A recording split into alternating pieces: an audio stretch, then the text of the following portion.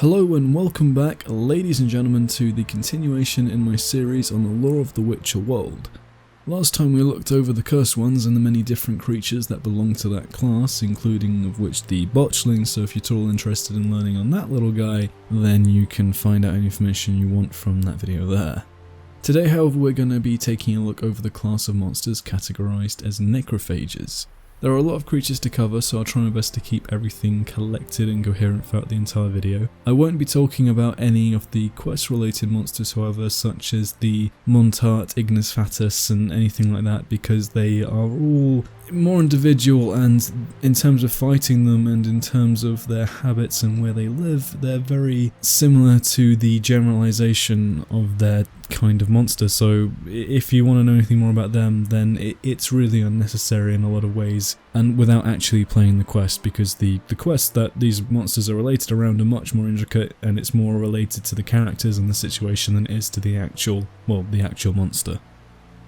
To begin with the basics, we can ask the question, what are necrophages?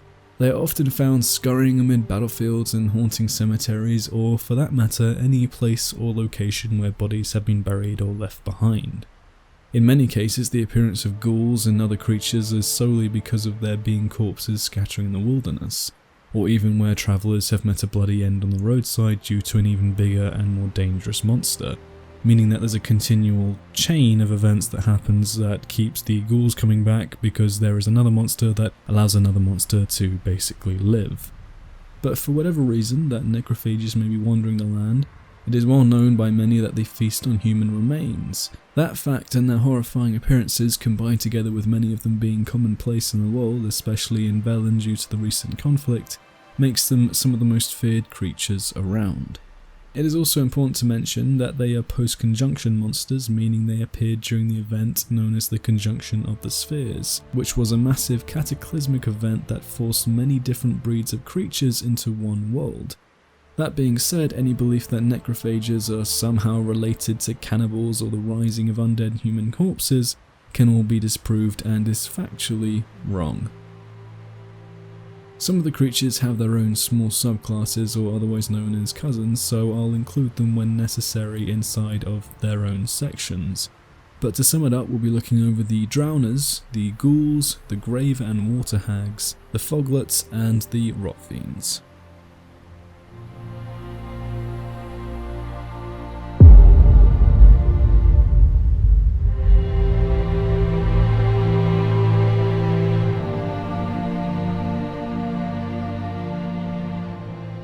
As many people are already aware, drowners, or otherwise known as drowned dead, are often thought to be the reanimated bodies of those that have lost their life to the sea, to the rivers, or have somehow wound their way into the water. This is not however true, but is something commonly believed due to folk tales and rumours.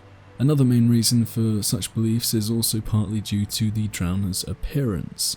They look very human-like and stand on two legs as they wander the shorelines, and their backs are very arched and their arms are scraggly. Isn't really that unnatural to assume they may have come from a human form at some point. But the closer you take a look at drowners, the more reasonable it is to assume that they are anything but human. They have scale-like skin with deep gills and fins lining their body as pale, lifeless eyes sit under this very low and angry-looking brow, all of which is there to help aid them as they swim through the waters in search of food or dig through discarded waste, and even the corpses left behind by other monsters. They are scavengers and far from the top of the food chain in many respects. However, if confronted by a lone fisherman or any who stray unknowingly into their territory, they can become very dangerous creatures indeed. Years of swimming and being able to follow the currents of the water has made them very fast and agile. They might not deal very heavy hits, but they certainly can be overwhelming. If indeed they do win a fight against some poor sod and find themselves not needing to feed immediately, they will keep their prey underwater for a few days, technically aging the meat until it is rotten and soft enough for them to pull straight off of the bone, which is, just a little bit more disturbing than the botchling. They are mostly active at dusk or during the night and tend to live surprisingly close to human settlements, as there are many good sources of food for these creatures in these locations. They can be found commonly throughout every place from Skellige to Toussaint, dwelling ideally in lakes, muddy rivers, and of course, swamps. Drowners, along with their more dangerous cousins, Mucknixers and Vodniks, are far from intelligent beasts and all fight in a very similar fashion. They are pack creatures appearing in groups of 3 and normally more, using their numbers to try and overwhelm their enemies as quickly as possible. Being such unintelligent monsters, spells that will affect their minds like Axii are completely useless against them because it's like trying to fight a retarded squirrel. However, the Igni sign can be very effective in warding them off. They can attack from great distances by leaping towards their aggressors and can also grab and claw from beneath the ground. A time when they are the most vulnerable is when they have either been touched by fire or after a fellow drowner has fallen, leaving them screeching in pain at the loss. Make sure to coat a silver sword in necrophage oil and to move quickly, as being overwhelmed can happen inside of seconds, because these are obviously, like I said before, very quick creatures.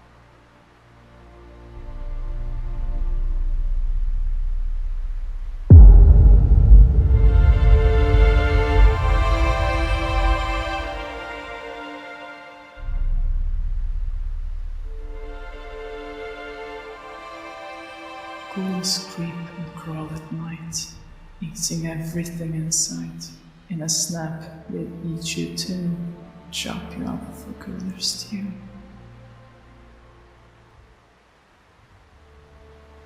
After the bloodiest and the most horrific of battles and burials where corpses are thrown into the open ground, ghouls will surely tread that land.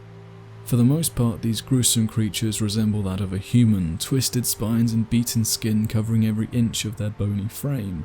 They walk like animals on all fours and will stay low and crouch to the ground like a hungry hound. Their faces eerily familiar, but bloodshot eyes and bile-dripping lips show no emotion, only the lust and hunger for flesh lingering in their bloodied stare.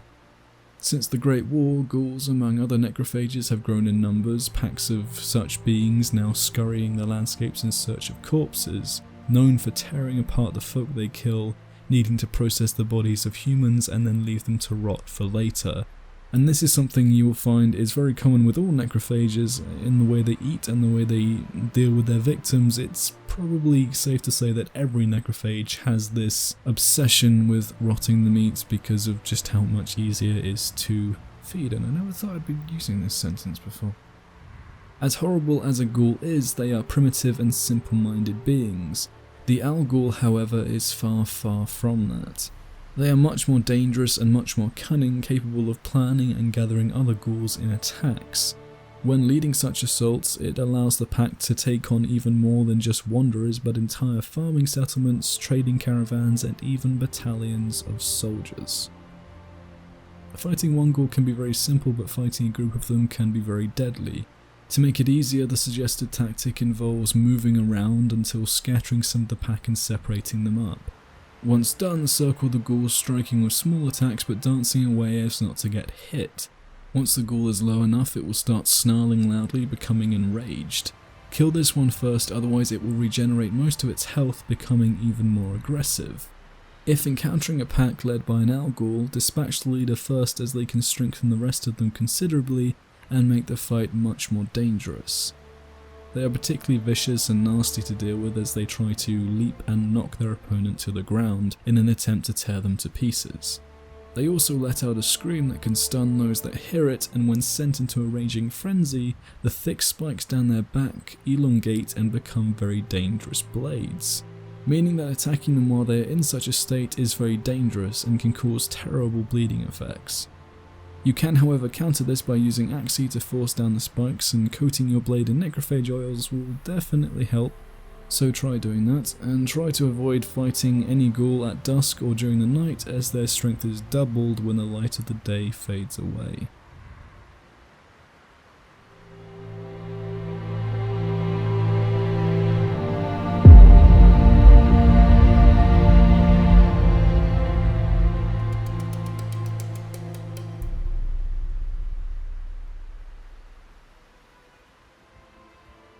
Many arguments are made when regarding hags as to whether or not they fall under the class of a necrophage. many suggesting that they should have their own separate class, as unlike other necrophages, they hunt their prey very cunningly, leading them into devious traps and willingly going out of their way in order to find them, meaning that these creatures have some form of more complicated intelligence as opposed to our retarded squirrels, otherwise known as drowners. The fate of their victims being interesting to say the least, as they like to skin them with the appropriate tools and then make them into ghastly dishes because, Polish folklore, yay. Roasting, smoking and boiling the flesh of those they kill, only to be a few ways that they like to deal with things. The Grave Hag tends to dwell near graveyards and burial sites of cities and villages alike, living inside a small twisted ruined lair. The Water Hag, however, can be found near rivers and wetlands, often alongside drowners, they're being a little bit more primitive in nature, but overall both the hags share numerous similarities. They are not the most beautiful of fair maidens to walk the world, which is putting it lightly, and luckily for us they very rarely will venture out unless under the cover of night. However, a very desperate, starving hag, as I mentioned earlier, will stray into the homes of common folk in search of flesh even during daylight. One of the features that a grave hag is well known for, besides their most obvious looks, and you're so beautiful, is a long green tongue that slithers from the bile-dripping lips, one they use to suck the rotten marrow from bones, leaving behind nothing but carcasses for the rats, or instead they hang the skeleton of those they devour from their spiny backs, and around their thin wrists are coiled more human bones and ropey bandages. A distinguishing feature of the Water Hag that helps separate the two is that they also are very good swimmers and often will claim their victims from beneath the surface of mud or of water. Firstly, hags are territorial creatures, killing any who venture too close to their homes, being a fearsome and quick fighter despite their withered appearance. Quinn and Yarden are the preferred signs, followed by Axie to stun them and strike quickly before they recover. Their claws are sharp and swipe fast, but a Witcher blade is sharper. Parrying well can stop their strikes, and follow-up of quick successive blows can deal a lot of damage. Necrophage oils and black blood is also effective and can be used to slow them down, helping to give a Witcher more time to ready for another attack. But by far the most dangerous part of a Grave Hag is their tongue, with a speed and range that can lash out from great distances. If hit, it can cause temporary blindness, leaving its victims defenseless and open to being dealt some serious damage. But if countered right, the tongue can be severed, leaving the Grave Hag with only her claws to defend herself. The Water Hag fights in a very similar fashion, however has the ability to throw mud at her enemy that can also blind them or at least throw them off guard long enough to attack them quickly.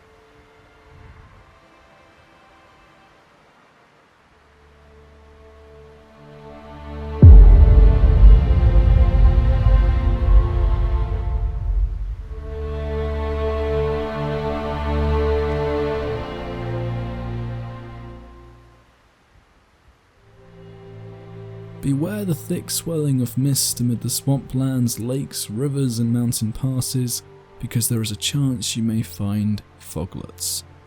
They are bony, decaying creatures whose bodies glow and shimmer, being able to create and manipulate fog to use against their enemies. Often they use it to hide their trail, deafening noises, and to separate travellers, using the glow of their bodies to lead their victims off cliffs. And as if cloaking themselves in mist wasn't bad enough, they also can take on immaterial form similar to wraiths or a bruxa in terms of invisibility. Meaning that to see them in such a form, witches must either watch for the slightest movements or prepare a bomb filled with moon dust well before fighting them. Not much is known about their habits or where they nest, and I think that's mainly because there is simply not much to tell. They live in hovels amid wetlands and, like water hags, can often be found around drowners. And in many ways they are just a very simple-minded creature that also enjoys the taste of dead humans. When it comes to fighting them, things can often get a little trickier, not because they're very difficult to kill, but because they're annoying. They will constantly be shifting between their physical and immaterial forms during combat and will create illusions of themselves that can deal damage. However, destroying these illusions can disrupt a Foglet and reveal its location very quickly. Using Ard and Quinn are both good options to protect yourself while keeping them at distance, while Yarden is good to slow them and even break their invisibility. Or it's not invisibility, but it's an immaterial form, which means they can't technically be touched. Moondust bombs are also a good option, along with obviously necrophage oils.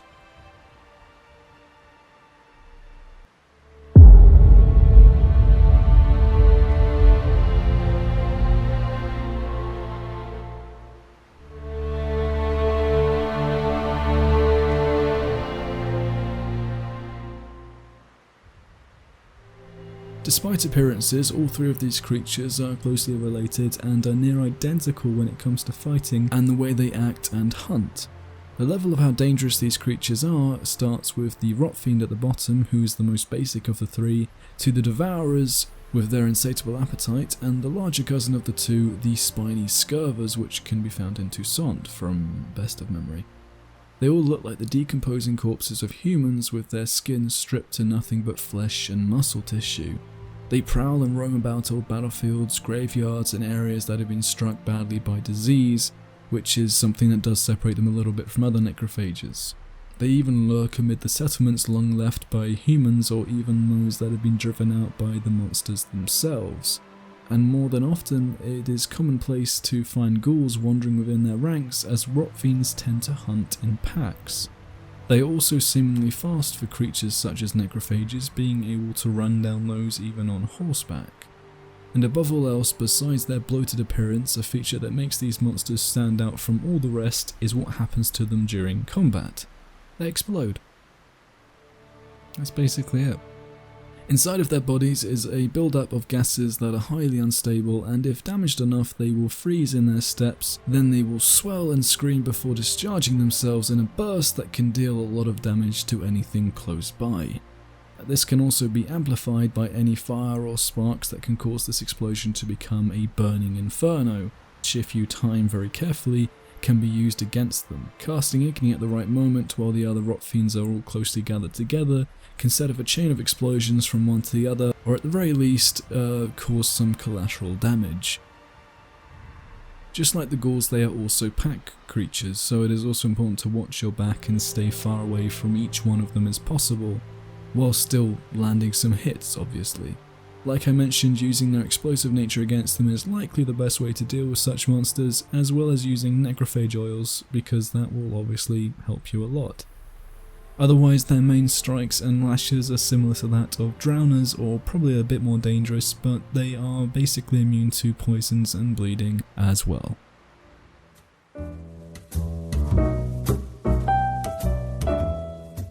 So that's about it on necrophages. There are a few that I've left out, such as the white, which is the spoon lady, but the reason for doing that is mostly due to the spoilers and because she's one of the more interesting monsters to encounter, and as far as I know there's only one of her in the game, and it's especially because her story isn't really related to combat at all, so it's one of those things you should discover.